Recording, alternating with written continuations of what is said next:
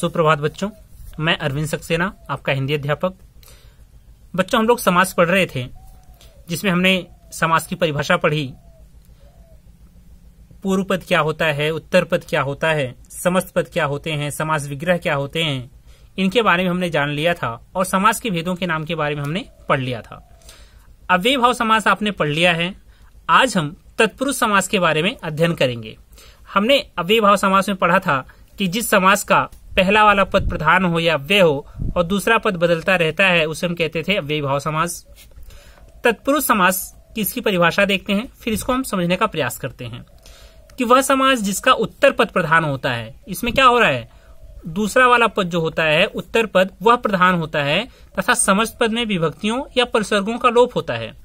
और समस्त पद जो बनता है उसमें क्या होता है, यदि हम एक साथ उसको समस्त पद बनाते हैं तो उसमें विभक्ति जो होती है या परिसर्ग, जैसे हम कहते हैं चिन्ह, जो हमारे कारक चिन्ह होते हैं, आपने पढ़ा होगा कर्ता का, कर्ता ने, कर्म को, इस तरीके की जो चीजें पढ़ी आपने, तो उसमें से उन विभक्तियों का, उन परिसर्गों का लोप हो जाता है, तो उसे हम कहते हैं तत्पुरुष समास। ठीक है, एक उदाहरण के स्वरूप अगर देखें, मैंने कहा कि माखन को चुराने वाला, समस्त पद क्या बनेगा इसका, माखन चोर। अब यहां पे देखें परिसर्ग, परिसर्ग का क्या अर्थ है, वह कारक चिन्ह, जैसे हमने कर्ता, कर्म, करण, 8 प्रकार के हमने कारक पढ़े हैं, उनके जो चिन्ह होते हैं उसे हम परिसर्ग कहते हैं। तो ये परिसर्ग का लोप हो जाता है कब, जब हम समस्त पद बनाते हैं। अब देखें कि माखन को चुराने वाला, यहां पर को क्या है, परिसर्ग है, लेकिन जैसे ही हमने समस्त पद बनाया तो क्या बन गया, ये माखन चोर, और इसमें से वह हट गया। ठीक है, तो कह रहे वह समास जिसका उत्तर पद प्रधान हो और समस्त पद में विभक्तियों या परिसर्गों का लोप हो जाता है। तो यहां पर परिसर्गों का लोप हो गया है। ठीक है, अब देखें तत्पुरुष समास के कई प्रकार हैं। जैसे हम कहते हैं कि जो हमारे कारक हैं, कारक कितने प्रकार के होते हैं, 8 प्रकार के। आपने पढ़ा होगा कर्ता ने, कर्म को, करण से, संप्रदान के लिए, इस तरीके से। इसमें से कर्ता कारक नहीं होता है और संबोधन कारक, इसका भेद नहीं है। कौन कौन से, कर्ता कारक भेद नहीं है तत्पुरुष समास का, और संबोधन कारक तत्पुरुष समास का, या कहते हैं संबोधन तत्पुरुष समास नहीं होता है। बाकी जो भी है, कर्ता के बाद क्या आता है आपका, कर्म, कर्म, कर्म का चिन्ह पता है आपको, को होता है, करण से होता है या द्वारा। इसके बाद संप्रदान के लिए, अपादान अलग होने के अर्थ में।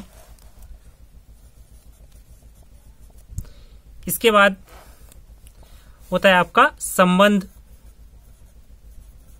संबंध का चिन्ह क्या होता है, का, की, के। इसके बाद अधिकरण, अधिकरण का में या पर। तो इस तरीके से हम जानते हैं कि जो समास है उसमें कारक चिन्हों का या परिसर्गों का लोप हो जाता है। तो हम देखेंगे जब भी विग्रह करेंगे, जो भी परिसर्ग का लोप हो रहा है, उस तरीके से हम उस समास के बारे में जान लेंगे कि यहां पर यह समास है। तो आए अब देखें तत्पुरुष समास के प्रकार के बारे में। तो सबसे पहले हम बात करते हैं कर्म तत्पुरुष समास के बारे में। पहला क्या होता है, वैसे कर्ता होता है, तो कर्ता यहां पर प्रयोग नहीं किया जाता है। कर्म तत्पुरुष का, कर्म तत्पुरुष से यहां पे शुरू होता है, कर्म से तत्पुरुष समास का भेद शुरू होता है, कर्ता नहीं होता इसमें। ठीक, तो जिसमें कर्म कारक की विभक्ति का लोप हो। आपको पता है कर्म कारक की विभक्ति क्या है, को का लोप हो जाता है। देखें जैसे सुख प्राप्त, सुख को प्राप्त, हमने क्या किया, यहाँ पे विग्रह किया। इसका विग्रह करने के पश्चात हमें क्या मिलता है कि यहाँ पर को जो है यह कर्म तत्पुरुष का या कर्म का चिन्ह है, कर्म कारक का चिन्ह है, इसलिए कर्म तत्पुरुष समास कह दिया गया इसे। ग्रामगत, इसका विग्रह किया हमने, ग्राम को गत।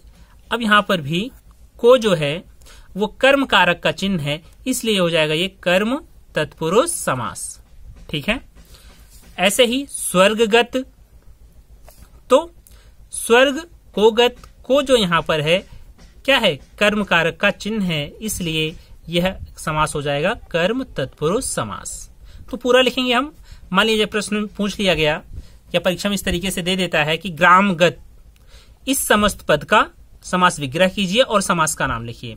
तो आप लिखेंगे ग्रामगत, गांव को गत, और समास का नाम कर्म तत्पुरुष समास। ठीक है। अब दूसरी चीज कह रहा है, यहां पर हमने देखा था कि जिसका उत्तर पद प्रधान हो, इसमें देखिए गत और गत दोनों यहां पर प्रधान हैं, जबकि स्वर्ग और ग्राम ये अलग अलग बदल रहे हैं। तो यहां भी हम देख सकते हैं कि यह कौन सा समास हो गया, हमारा तत्पुरुष समास, क्योंकि इसका उत्तर पद प्रधान हो रहा है और विग्रह करने पर कोई ना कोई कारक चिन्ह आ रहा है। तो आपने कर्म तत्पुरुष समास समझा।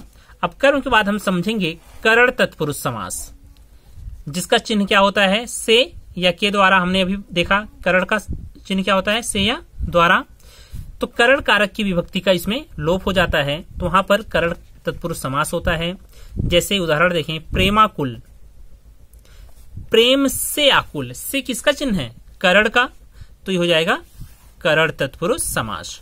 शोकाकुल, शोक से आकुल, तो से किसका चिन्ह है यहां पर, करण का, तो क्या हो जाएगा करण तत्पुरुष समास। ठीक है। या फिर तुलसीकृत, तुलसी द्वारा कृत। ठीक है। इस तरीके से जब से मिल जाता है तो हमें कौन सा समास होगा, वो करण कारक या करण तत्पुरुष समास। इसके बाद हम बात करें संप्रदान तत्पुरुष समास। संप्रदान का चिन्ह क्या होता है, के लिए। जिस समास में संप्रदान कारक की विभक्ति का लोप होता है उसे हम क्या कहते हैं, संप्रदान तत्पुरुष समास। जैसे रसोई घर, तो विग्रह क्या होगा, रसोई के लिए घर। पूजा घर, पूजा के लिए घर। के लिए देखें यहां पर क्या है, संप्रदान कारक का एक चिन्ह है, इसलिए यह समास कौन सा हो जाएगा, संप्रदान तत्पुरुष समास। कहने का मतलब यह है, जो भी पद आपको दिए जा रहे हैं उसमें क्या करना है, आपको विग्रह करें। विग्रह करने के पश्चात यदि कोई भी कारक चिन्ह आपको दिख रहा है तो वहां पर उस कारक चिन्ह के अनुसार उसमें तत्पुरुष जोड़ देंगे। जैसे यहां पर के लिए आ रहा है, के लिए हमें पता संप्रदान का है, तो हमने लिया संप्रदान तत्पुरुष समास। ठीक है। इसके बाद देखें अगला अपादान तत्पुरुष समास।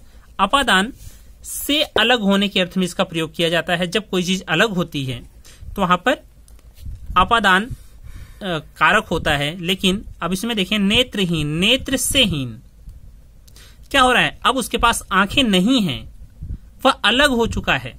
धन से हीन, उसके पास धन नहीं है, तो हम कह सकते हैं कि यह अपादान तत्पुरुष समास का एक उदाहरण है। आप विग्रह करें, विग्रह करने के पश्चात ही आप समझ पाएंगे कि यह कौन सा समास हो रहा है। देखें एक चीज और, किससे दोनों में आता है, एक तो करण में आता है और एक अपादान में आता है। इस चीज का ध्यान रखेंगे, करण में जब आएगा तो उसके साथ में होगा, लेकिन अपादान में बिल्कुल अलग होने की बात कही जाएगी। ठीक है। धन से हीन, धन से बिल्कुल उसके पास धन ही नहीं है, खत्म हो गया है। जैसे कहें कि करण के लिए प्रेमाकुल, प्रेम से आकुल, प्रेम से भरा हुआ बिल्कुल। ठीक है। तो वह उसके साथ में होता है तो करण हो जाता है, जब अलगाव की बात होती है तो अपादान तत्पुरुष समास हो जाता है।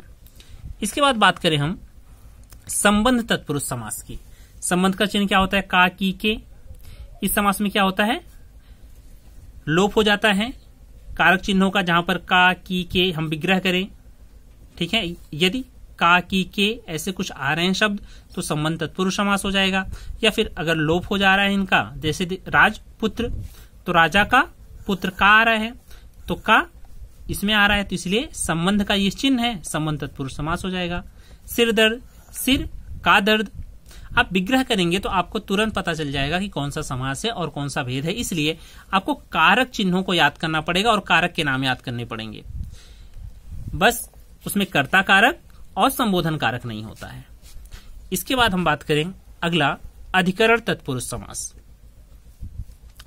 अधिकरण तत्पुरुष समास में और पर अधिकरण का चिन्ह होता है। तो जब भी हम विग्रह करेंगे, यदि में या पर शब्द आ रहा है विग्रह करने के पश्चात, तो वह हो जाएगा अधिकरण तत्पुरुष समास।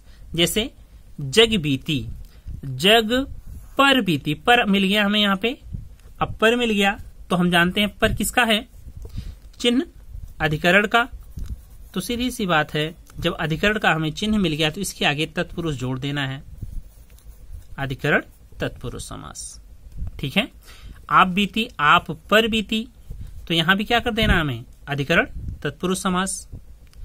एक और समास होता है जिसको हम कहते हैं नंग तत्पुरुष समास। नंग तत्पुरुष समास में इसका पूर्व पद का अर्थ जानते हैं आप, पहला वाला पद। जो पहला वाला पद होता है वो निषेधवाची होता है। निषेधवाची का मतलब न से शुरुआत होने वाला, या कह सकते हैं कि उसका अर्थ न से निकलता है। पहला वाला शब्द क्या होता है, न। जैसे उदाहरण के रूप में हम देखें, असत्य, असत्य क्या क्या होगा, न सत्य। अनपढ़, न पढ़। अनर्थ, अनअर्थ जिसका कोई अर्थ ना हो, या न अर्थ। तो जहां पर निषेधवाचक नहीं की बात आ जाती है या न की बात आ जाती है, वहां पर क्या होता है आपका नंग तत्पुरुष समास। तो ये तत्पुरुष समास के भेद हैं, कर्म, करण, संप्रदान, अपादान, संबंध, अधिकरण, तत्पुरुष समास। ये जो है आपके तत्पुरुष समास के भेद है। उसमें एक और है नंग तत्पुरुष समास। धन्यवाद।